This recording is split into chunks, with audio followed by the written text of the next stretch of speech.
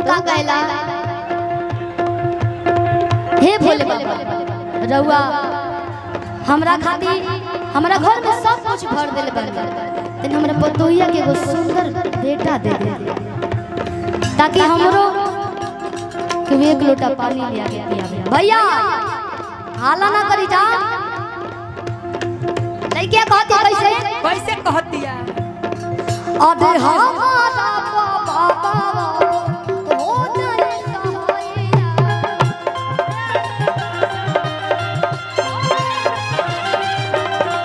रोवा के चढ़ावा ताली के पतोहिया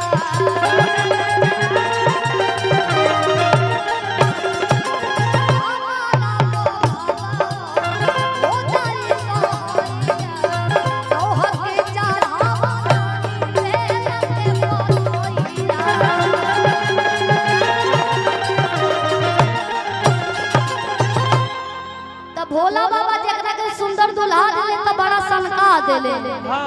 अपने नियर खुरपाती दिमाग के सनका नियर अपने तो खुदे सनका आवे ओइसने दुल्हो लइके कहतिया का कहतिया कि नाही खिसिया खुरपाती चाहिए कि नाही खिसिया खुरपाती दोनों जने पहला बोलो आओ यार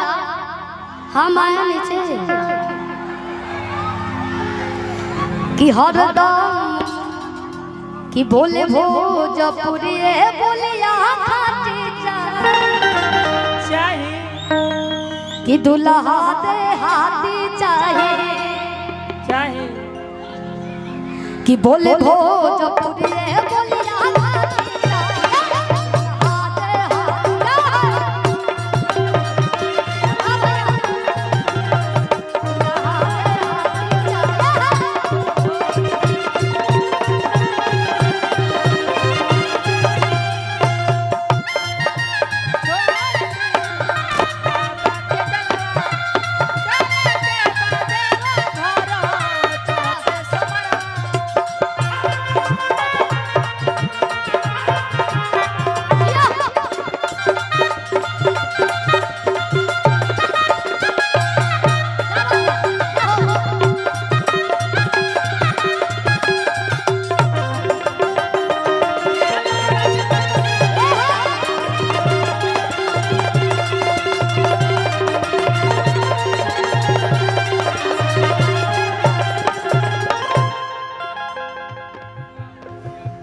कि दिलावा के बाबा हमारा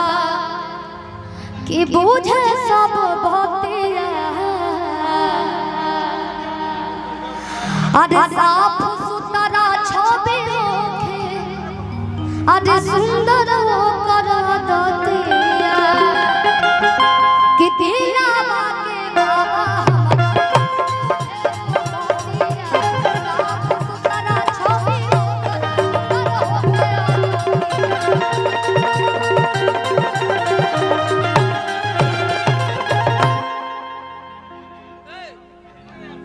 आदि सुनील के जैसन जीवन साथी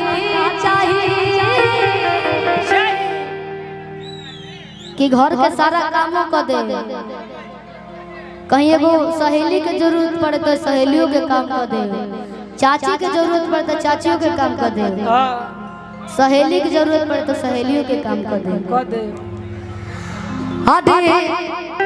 कि भेजे के जैसन जीवन साथी चाहिए कि बोले भोजपुरी बोलिया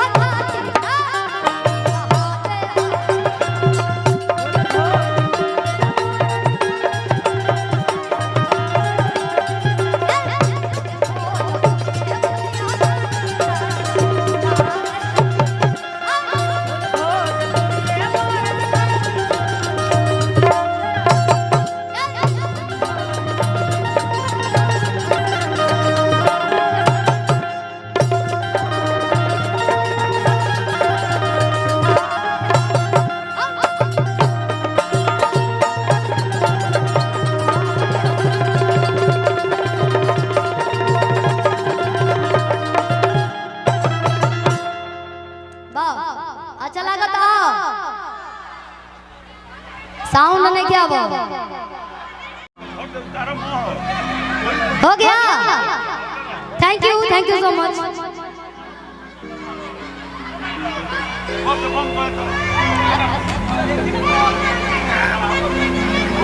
अच्छा कब मंच बहुत ऊपर बा खिंचा जाइए आ जाइए आप दे दीजिए मोबाइल दे दीजिए रघुल तो दू जन बियाह का हमार जान मार दे भैया प्लीज सेल्फी अबे ना हो पाई एक सेकंड बस गा ले लो दिख रहा है क्या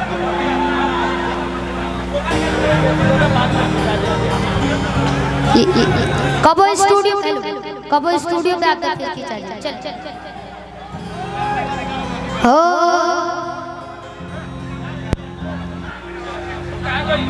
एगो गाना गा ले रही हो अभी रिलीज हो गई हां सुनिए और मैं चाहूंगा नीलू सिंह जी एक बार